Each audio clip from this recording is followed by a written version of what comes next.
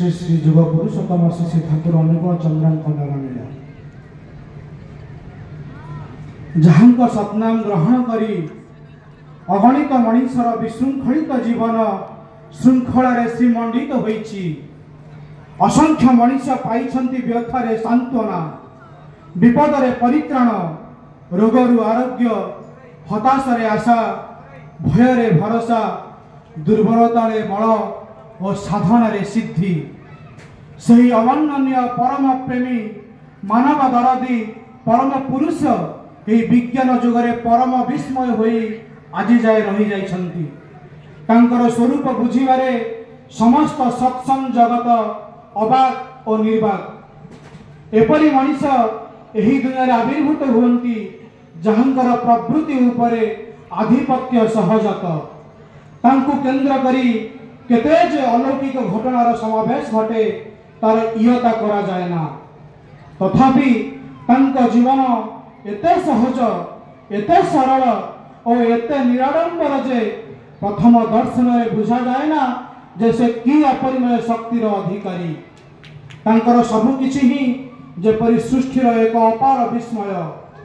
एही मनीषक भितरे धर्म पाए तार जीवंत स्वरूप, से ही स्वयं मूर्तिमान नीति।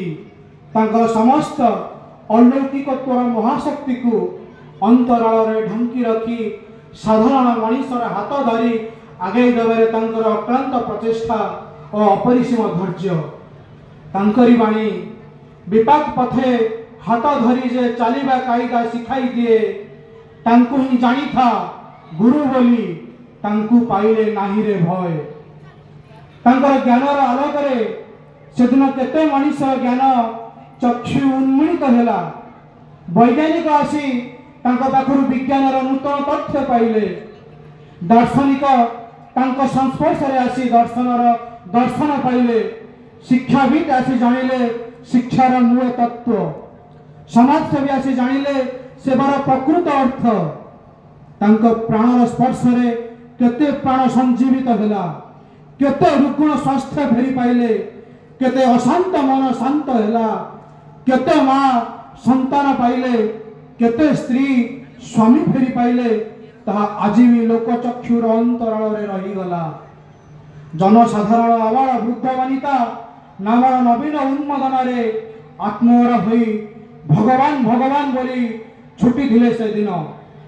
दूर दूरांतर बिछाड़ होई पड़े तांकर महाभाव समाधिर कथा। से अवस्थारे तांको शरीर होई जाए प्राण विहीन, हृदय स्पंदन बंद, शरीर शीतल और साहा विहीन। स्थूल जगत विच्छिन्न होई से चैतन्य सतारे विराज करती। वैज्ञानिक परीक्षा ठारू आरंभ करी विभिन्न क्रूर कठोर परीक्षा द्वारा मध्य शरीर कौन प्रतिक्रिया देखा जाए नहीं। सेतेबेले से जीवन मरणर सीमारेखा अतिक्रम करी आधुनिक विज्ञानर धारणातीत अवस्था को चली जाती। यही अवस्था तांका बदन मंडल देखा दिए विचित्र रंगर खेल। नील विवर्ण और अनिर्वचनीय एक स्वर्गीय दीप्तिर उद्भासित अपूर्व भाव व्यंजन नहीं और धीर उद्दार स्वर रे तांको श्रीमुख निर्गत होताए अगणित वाणी समूह। श्री श्री ठाकुर मौनवस्थ अवस्था परम सत्ता संगे एकीभूत होई तांकरी इच्छा व्यक्त करती। जीवतर चिंता कौन, तोर भय कौन? महा महा पाप करी था क्षति नहीं। मत विश्वास कर, तोर अंतर स्थान दे, मु तोर सबु पाप ताप धोई पोछि देबी इत्यादि इत्यादि। तांकर अमानुषिक असाधारण प्रेम और अति मानव शक्ति देखी अगणित लोके तांको प्रदत्त सतनाम ग्रहण करती। श्री श्री ठाकुर कहिले सतनामर असीम शक्ति।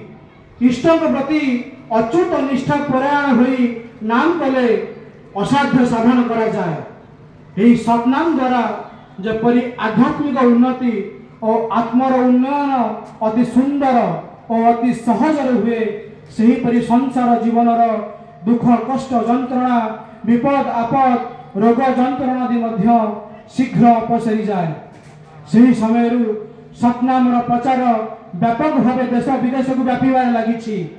तांको अनुशासन मानि चलिबा भितर देई मनीष सुख शांति आनंद और उन्नतिर अधिकार होउछि। ओम शांति शांति शांति।